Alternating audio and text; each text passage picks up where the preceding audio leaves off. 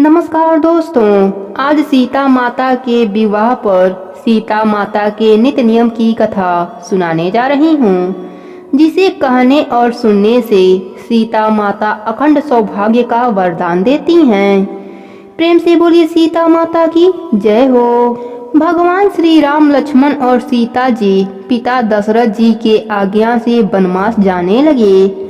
रास्ते में सभी तीर्थ, गंगा, जमुना, गोमती नदियों में पितृ तर्पण कर वन में कंदमूल, फूल, फल खाते हुए वन में अपना समय व्यतीत करने लगे। कार्तिक का महीना आया। एकम के दिन लक्ष्मण जी ने राम जी की आज्ञा से फल फूल लाकर माँ सीता को दिए। तब माँ सीता ने 4 पत्तल परोसी। तब लक्ष्मण ने पूछा, भाभी हम 3 हैं, फिर 4 में क्यों परोसा? तब माँ सीता बोली, 1 पत्तल गौ माता की है। राम जी, लक्ष्मण जी गौ माता को पत्तल परोस दी। तब राम जी ने पूछा, सीता जी आपने खाना शुरू क्यों नहीं किया? मेरे तो राम कथा कहने का नियम है। राम कथा कहने के बाद ही मैं फल ग्रहण करूंगी। तब राम जी बोले, मुझे कथा सुना दो। लक्ष्मण जी बोले, मुझे सुना दो। तब माँ सीता बोली, औरत की बात है, औरत ही सुने। आप मेरे पति और देवर हैं, मैं आपसे कैसे कहूँ? तब लक्ष्मण जी ने सोचा, इस जंगल में कौन औरत मिलेगी? लक्ष्मण जी ने अपनी माया से एक नगरी का निर्माण किया। उस नगरी में सब सुख सुविधाओं से युक्त थी। उस नगरी में सब चीजें सोने की थी, इसलिए नगरी का नाम सोन नगरी रखा। सभी नगरवासियों को घमंड हो गया। उस नगरी में कोई गरीब नहीं था। जब सीता जी कुएं पर पानी लेने गई और पनिहारियों से राम राम किया तो कोई नहीं बोली। थोड़ी देर में एक छोटी कन्या आई। सीता जी उससे राम राम बोली और कहा कि बाई राम कथा सुनेगी। तब वह बोली, मेरे तो घर पर बहुत काम है। सीता जी ने कहा, मेरे पति राम और देवर लक्ष्मण भूखे हैं। तब लड़की बोली, मेरी माँ मेरा इंतजार कर रही है। वह लड़की वहाँ से जाने लगी। तब माँ सीता के क्रोध से सारी नगरी साधारण सी हो गई। जब लड़की घर गई तो माँ बोली, बाई ये क्या हुआ? तब लड़की बोली, मेरे को क्या पता, वहाँ पर एक साध्वी बैठी थी, मुझे राम कथा सुनने के लिए बोली, पर मैं कथा नहीं सुनी। यदि उसने कुछ किया हो तो पता नहीं। तब उसकी माँ ने उसको वापस जाकर कथा सुनने को कहा। लड़की ने वापस जाकर कथा सुनने से मना कर दिया। तब उसकी बहू बोली, आपकी आज्ञा हो तो मैं कहानी सुनकर आती हूँ। जब बहू कुएं पर गई तो पानी भरे और खाली करे। तब सीता जी ने कहा, आपके घर पर कुछ काम नहीं है क्या? तब वह बोली, माँ जी मैं तो सारा काम करके आई हूँ। तब माँ सीता बोली, तू मुझे माँ कहकर पुकारी, यदि तुझे समय हो तो मेरी राम कहानी सुन ले। तब वह बोली, माता जी कहानी सुनाओ, मैं प्रेम से सुनूंगी। सीता जी ने कहा, हे बाई तूने मेरी मृत्युलोक में मदद करी, भगवान तेरी स्वर्ग लोक में रक्षा करेंगे। राम कथा पूर्ण हुई तो सीता जी ने कहा, हे बाई तूने मेरी राम कथा सुनी, मेरी सहायता की, राम जी लक्ष्मण जी को जिमाया। हे भगवान तेरी भी रक्षा करेंगे, तुझे स्वर्ग का सुख मिलेगा। सीता माता ने उपहार स्वरूप अपने गले का हार दे दिया।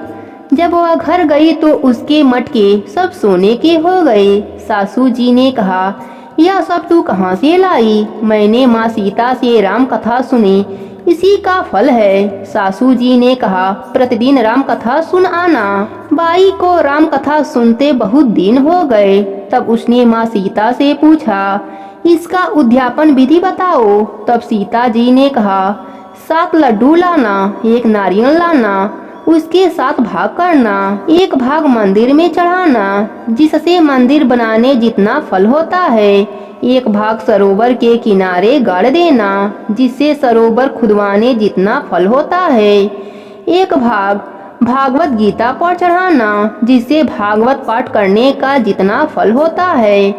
1 भाग तुलसी माता पर चढ़ाना, जिससे तुलसी विवाह जितना फल होता है।